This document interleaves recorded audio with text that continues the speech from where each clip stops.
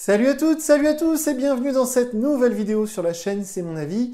J'ai passé quelques jours en compagnie du tout nouveau Nothing Phone. Alors je vais essayer de prendre cet accent anglais incroyable toute la vidéo.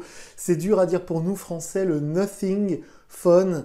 J'en avais déjà parlé évidemment dans une vidéo de déballage il y a quelques jours.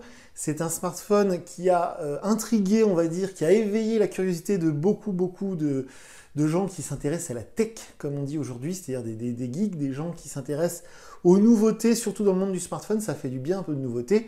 Cette marque Nothing avait fait parler d'elle l'année dernière avec des oreillettes très haut de gamme, très chères. Et là donc, ils ont sorti un téléphone, on va dire, plutôt milieu de gamme. Je l'ai testé, en tout cas j'ai passé quelques jours en sa compagnie et je viens vous dire ce que je pense de ce fameux Nothing Phone One. On se retrouve tout de suite après le jingle.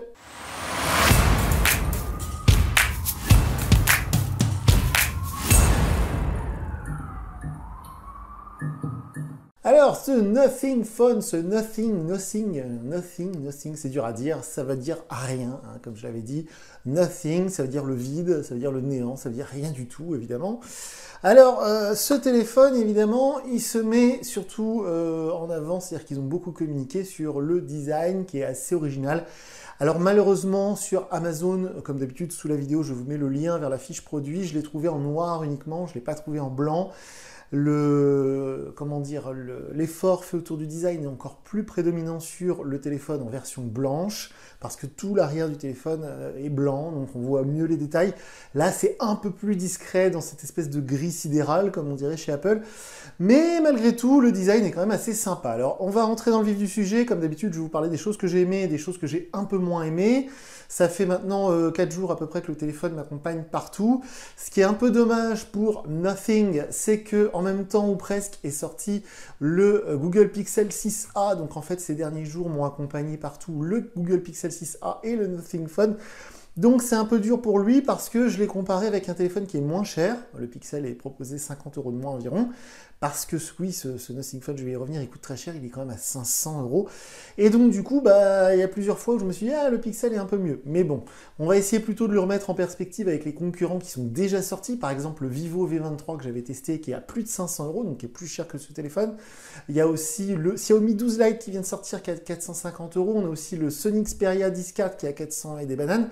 Donc il y a quand même pas mal de concurrence. Alors on va commencer, souvent je vous en parle en premier, c'est le design, l'ergonomie, l'objet en lui-même. Alors oui, c'est un très bel objet, moi j'aime bien, ça ressemble quand même très fortement à un iPhone 12 Pro Max ou un 13 Pro Max.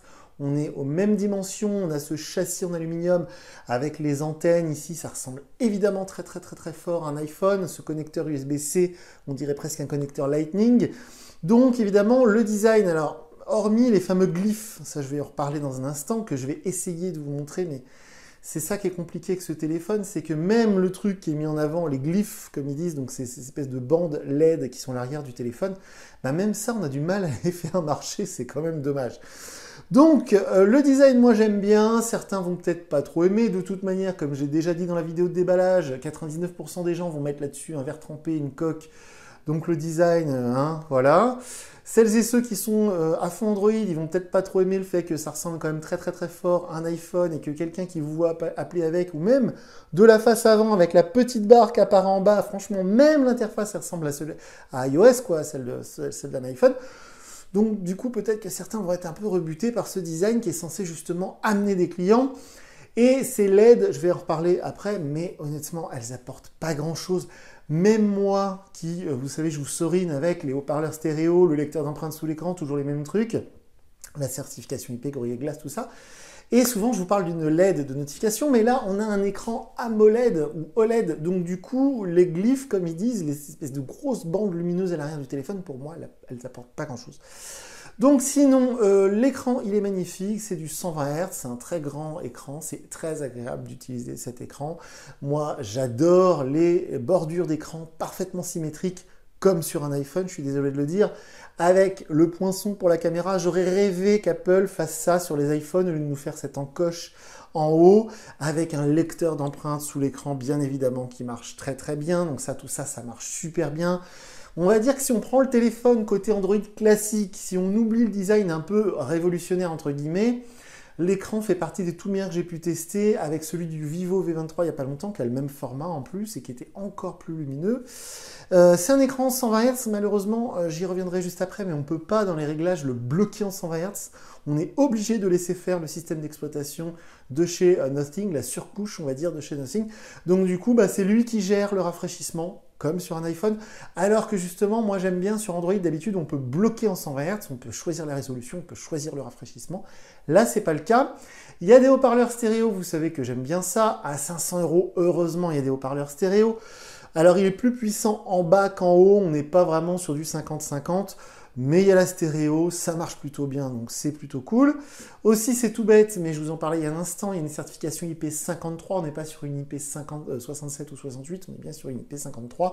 Donc en gros, on peut aller moins profond, moins longtemps qu'avec justement Google Pixel ou un iPhone. Mais c'est pas très grave, pour moi, l'intérêt d'une certification IP, c'est surtout au cas où on le fait tomber dans la baignoire, ou on tombe dans une piscine ou je ne sais où, normalement le téléphone ressort sans dommage. Aussi, c'est important de noter qu'il y a une vraie 5G, contrairement à beaucoup de smartphones 5G que j'ai pu tester depuis 2-3 ans. Là, on a une 5G avec des vrais bons débits, sans doute grâce au processeur qui est d'excellente qualité.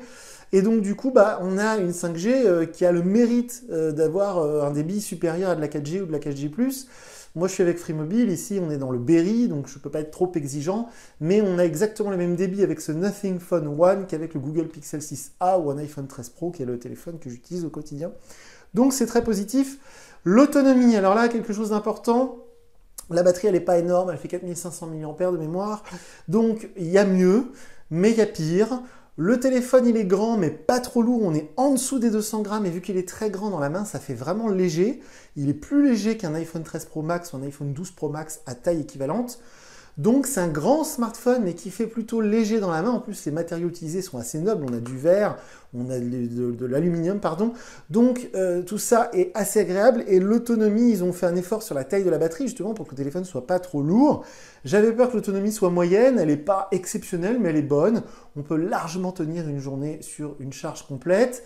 En parlant de la charge, il y a une charge 33 watts. C'est plutôt cool. Alors, à 500 €, bien évidemment, on peut trouver des smartphones notamment chez les Chinois qui vont charger beaucoup plus fort, à 67 ou 75 watts, et qui seront pourvus d'un chargeur dans la boîte, ce qui n'est pas le cas ici. Aussi, j'ai noté qu'évidemment, il y a d'excellentes performances. Le processeur, c'est du Qualcomm Snapdragon, on a 8 Go de mémoire vive. Donc là, les gens qui aiment faire du jeu sur mobile, PUBG mobile, ce que vous voulez, ça tournera du feu de Dieu. En plus, avec l'écran 100 Hz, c'est absolument parfait. Et enfin, un truc très très très important, ce sont les photos. Avant d'acheter ce téléphone, j'avais vu des reviews, des tests sur des youtubeurs américains que j'aime beaucoup. Michael Fisher, il l'a pas encore fait, mais il y a eu Jaime Riviera chez Fan Arena. Enfin, il y a eu plein de gens très importants dans le game YouTube américain, on va dire, qui ont déjà testé ce téléphone. Et donc, je savais plus ou moins à quoi m'attendre. Et en fait, certains d'entre eux ont été un peu déçus par la partie photo. Alors en fait, ils ont été déçus parce que apparemment Nothing Phone a beaucoup communiqué sur le fait que les photos seront exceptionnelles. Alors moi, j'ai pas du tout vu de communication de Nothing Phone, donc c'est peut-être pour ça que je suis pas déçu. Il y a que 2 capteurs entre guillemets, mais il y a du ultra grand angle, les donc ça c'est très important, et il y a un zoom x2 numérique optique qui marche très très bien. Et en plus, le capteur, il est stabilisé optiquement, c'est un capteur 50 mégapixels. Comme d'habitude, sous la vidéo, je vous mets le lien vers ma galerie Google Photos pour aller voir par vous-même la qualité des photos. Mais honnêtement, moi, j'ai trouvé les photos de très bonne qualité. J'ai vraiment aimé prendre des photos avec ce Nothing Phone. Et encore une fois, à chaque fois que j'ai pris une photo avec ce téléphone, j'en prenais une avec le Google Pixel 6a, qui est devenu la référence à peu près. Donc, honnêtement, moi, les photos, je les trouve vraiment bonnes. C'est complètement instantané. Quand on clique sur le déclencheur, la photo elle est prise tout de suite. La photo, elle est nette. En conditions sombres, les photos sont très bonnes aussi. J'ai pris des photos dans la cathédrale Saint-Étienne-de-Bourges, pas loin d'ici. Les photos étaient vraiment réussies. Certaines même, je les ai trouvées mieux sur le Nothing Phone que sur le Google Pixel 6a. Honnêtement, je trouve la partie photo complètement réussie, donc je ne comprends pas pourquoi mes collègues américains ont trouvé ça un peu décevant. Même les photos selfie, ça c'est devenu une sorte de norme, elles sont très réussies aussi. Donc pour moi, les photos, c'est du tout bon. Et on termine par la liste des points positifs sur ce smartphone avec l'exclusivité, parce que effectivement, c'est un plus. C'est-à-dire que si vous achetez ce téléphone, il est quasiment impossible de croiser quelqu'un qui a le même. C'est tellement rare, tellement peu connu, tellement exclusif, il n'y a pas d'autre mot. Pour le coup, c'est franchement chouette. C'est une nouvelle marque sur le marché, c'est une vraie nouvelle marque, il n'y a pas de groupe derrière, il n'y a pas BBK, il n'y a pas Xiaomi, il n'y a pas je ne sais qui. Donc ça, c'est vraiment, vraiment rare. Depuis 5 ans que j'ai cette chaîne YouTube, ben, c'est la première fois que je teste un modèle. Il y avait eu le Pocophone F1 il y a quelques années, mais c'était Xiaomi qui était derrière, donc c'était pas pareil. Là, ça fait un peu penser au OnePlus One que j'avais acheté en 2014. C'était sur invitation uniquement à l'époque. Et c'est assez chouette et j'aime beaucoup ce côté un peu exclusif de quand on sort le téléphone entre amis un soir comme ça à dîner ou autre, eh bien, même entre collègues, ce serait drôle de voir la réaction des gens et de leur expliquer ce que c'est. Ils vont me demander quelle marque, c'est Nothing, la marque c'est rien. C'est un peu comme la marque de chaussures No Name, c'est un peu pareil, la marque c'est rien. Voilà, c'est un peu, je trouve ça assez chouette. Ah, il y a quand même des choses que je lui reproche à ce smartphone, il est loin d'être parfait. Je vous ai déjà parlé de l'impossibilité de fixer le taux de rafraîchissement à 120 Hz, c'est tout bête mais ça m'agace. Les fameux glyphes à l'arrière, alors en fait c'est très compliqué parce que pour les déclencher, il faut forcément se faire appeler. Même si je vais dans les réglages, c'est assez difficile de vous montrer. J'ai mis une vidéo sur le TikTok de C'est mon avis, donc je vous conseille d'aller le voir. Je crois que si on met à plat comme ça le s'allume, mais même pas. Non, j'arrive même pas. Bon, bref. En gros, ce qui est assez chouette, c'est quand on charge, il y a la petite barre ici, là, le petit i qui se remplit en fonction du pourcentage. Donc, quand la barre elle est remplie de LED allumée, c'est-à-dire que le téléphone est chargé à 100%. OK. Quand on reçoit une notification, ça bip, mais ça fait un bip très bizarre. Hein. Ça fait un bip comme, je sais pas, moi, une climatisation, un truc comme ça. Ça fait pas du tout bruit de téléphone. Donc ça, pour le coup, c'est assez chouette, c'est assez original. Et quand on a un appel, ça clignote, ou quand on le retourne sur une table comme ça, normalement, ça s'allume. Voilà, bon, ça marche pas à tous les coups, donc ça m'agace un peu.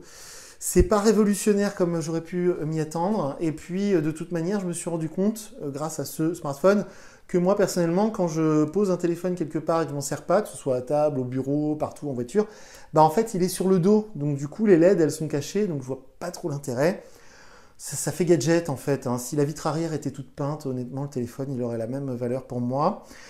Aussi, c'est tout bête, j'en ai déjà parlé, il n'y a pas d'adaptateur secteur dans la boîte. La boîte est très bizarre, la boîte est quasiment, on dirait un peu une boîte de téléphone jetable, hein. C'est tout chelou. Genre pour revendre la boîte, on peut même pas la refermer proprement, c'est très étrange. Mais c'est surtout le fait qu'il n'y a pas d'adaptateur secteur à 500 €, franchement, ça fait mal. Aussi, j'ai noté que le design, il n'est pas non plus exceptionnellement original, dans le sens où, par exemple, le Vivo V23 ou le Oppo Reno 6 que j'ai testé il y a quelques mois avaient exactement le design similaire à celui-ci, puisque c'est un design copie iPhone, donc c'est un peu dommage. Et encore une fois, si la vitre elle était opaque, donc qu'on ne voyait pas à travers, il n'y aurait rien d'original sur ce smartphone. Et enfin, quelque chose quand même qui est plus important, on a parlé à plusieurs reprises du prix, c'est quand même un prix assez élevé, 500 €. Alors certes, il y en a sous le capot, on a 8 Go de mémoire vive, un processeur qui tient la route, on a un bel écran 120 Hz, on a plein de choses cool, mais c'est quand même assez cher. Et enfin, j'ai noté des petits détails, voilà, que moi, c'est pas très grave, parce que le téléphone, là, voilà, je vais l'utiliser quelques jours, mais pour certains, c'est très important d'avoir un bon SAV. Alors même des marques comme Oppo, Xiaomi, etc., qui sont là depuis des années en France, des fois il paraît que le SAV n'est pas toujours très sérieux. Alors imaginez un peu si vous tombez en panne avec votre Nothing Phone, acheté sur Amazon, je ne vous raconte pas la galère. Un truc un peu plus important, j'ai noté quand même sur l'interface. Alors je ne sais pas si elle porte un nom, cette interface de chez Nothing. Alors d'après eux, ça s'appelle le Nothing OS, je ne sais pas si vous allez voir. C'est marqué juste là, Nothing OS, voilà, bon, un peu prétentieux. Mais en fait, ce Nothing OS, on va leur pardonner parce que c'est la toute première version. Mais il y a quelques tout petits détails qui font pas très sérieux, c'est tout bête. Mais pour le point d'accès Wi-Fi, on est obligé d'aller dans ce truc-là, on peut pas l'avoir ici. Ils ont mis des widgets avec la météo, ça fait des petits points, oh, c'est mignon, mais bon, c'est pas non plus révolutionnaire. J'ai noté quelques problèmes de traduction, notamment sur le descriptif d'une mise à jour que j'ai reçue. Quand on lance le téléphone pour la première fois, on a quand même des choses, même si toute l'interface est sur fond noir, on a parfois des choses qui apparaissent sur fond bleu, qui font taches, qui font pas très joli. Bon, c'est des petits détails, mais on sent que cette interface, elle est toute nouvelle. On sent qu'ils ont essayé de faire du Google Pixel sans le faire non plus. Ils sont un peu, je trouve, le cul entre deux chaises. Hein. On est un peu sur OxygenOS côté OnePlus, et on est un peu du côté Google comme sur un Pixel. Bon, voilà, je suis pas fan. Et puis sinon, c'est à peu près tout ce que j'ai noté. Donc, en gros, moi, si je devais choisir un téléphone à 500 €, il y a d'autres choix. Le fameux Google Pixel 6a, qui est un peu moins cher et qui est pour moi un peu plus pertinent. Si vous cherchez l'originalité, bah là, il n'y a pas mieux, hein. Personne ne connaît, c'est un ovni, un vrai. À 500 € pour faire du jeu, tout ça, il n'y a pas de problème, les performances sont excellentes, l'autonomie est plutôt bonne, les photos sont excellentes également. C'est un bel objet. Voilà, c'est un choix, on va dire, c'est une alternative pour celles et ceux qui sont lassés par les Xiaomi, par les Samsung, par tout ce qui se fait actuellement. Au moins, ça a le mérite d'être original. Et si je devais lui donner une note sur 10, on serait à 9 sur 10. Voilà. Pas plus parce que c'est pas non plus une révolution comme on pouvait s'y attendre. Encore une fois, il n'y a pas le chargeur dans la boîte. Je sais que je radote ça souvent, mais sur des smartphones assez chers, surtout avec les concurrents chinois qui continuent à fournir des chargeurs, c'est quand même un peu ballot. Et hormis ça, c'est voilà, il n'y a pas de charge. Sur un téléphone concurrent, par exemple, je vais vous prendre le Realme GT2 que j'ai testé en début d'année, qui est dans les mêmes tarifs, voire un peu moins cher. On va avoir évidemment pareil un écran 120 Hz, évidemment des performances au top, d'excellentes photos, etc. Et on va avoir la charge super rapide 75 watts, on va avoir un téléphone qui est un peu plus fin, etc. Donc il y a quand même pas mal de concurrence dans ces tarifs-là, c'est un sacré budget, faut vraiment le vouloir. Si vous avez des questions, comme d'habitude, je vous mets sous la vidéo le lien vers mon compte Twitter perso parce que je ne lis pas les commentaires YouTube. Donc si vous laissez des commentaires YouTube, si vous posez des questions, peut-être que quelqu'un pourra vous répondre, mais ce ne sera pas moi. Donc voilà pour le test de ce très étrange Nothing Phone One. J'espère qu'il y en aura un 2. Hein, j'ai hâte de voir ce qu'ils vont faire, les futurs modèles. Sinon, c'est tout pour moi aujourd'hui. Puis je vous dis à très bientôt pour une nouvelle vidéo sur la chaîne. Salut!